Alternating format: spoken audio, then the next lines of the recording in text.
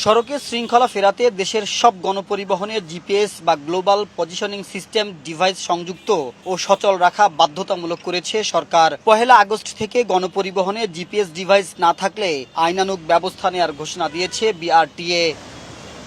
শনিবার সকাল থেকে রাজধানীর বেশিরভাগ গণপরিবহনে জিপিএস ডিভাইস স্থাপন করে চলাচল করছে সড়কে। অনেক পরিবহনকে সরকারের ঘোষণা অনুযায়ী এই ডিভাইস স্থাপন করেই চলাচল করতে দেখা গেছে নগরীতে। এখানে মহাজন বলতে পারে, কিন্তু মহাজন জানে টাচ দেয়া দেয়, টাচ মোবাইল আছে।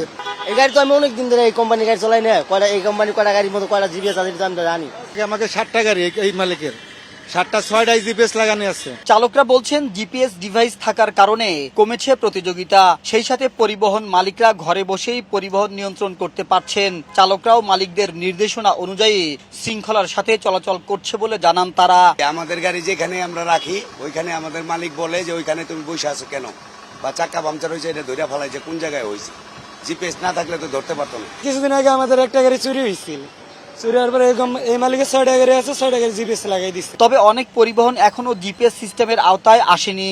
এসব পরিবহন দ্রুত এই ডিভাইস স্থাপন করবে বলেও জানান চালকরা। ১ আগস্ট থেকে বাধ্যতামূলক তা জানেন না অনেক চালক। সব গাড়িতে নাই, মানে কিছু কিছু গাড়িতে আছে, কিছু কিছু গাড়িতে নাই। সবগুলো নাই, যেমন কিছু গাড়িতে আছে কিছু গাড়িতে নাই আর কি। যেমন কিছু মহাজন আছে শৌখিনতা, বাসায় বয়ে ব্যবসা করবে, ওনারা লাগাই লইছে।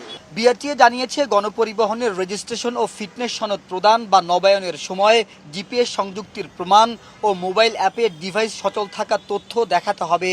না থাকলে কোনো গাড়ির হালনাগাদ কাগজপত্র দেয়া হবে না বলেও জানিয়েছে সড়ক পরিবহন কর্তৃপক্ষ বিআরটিএ।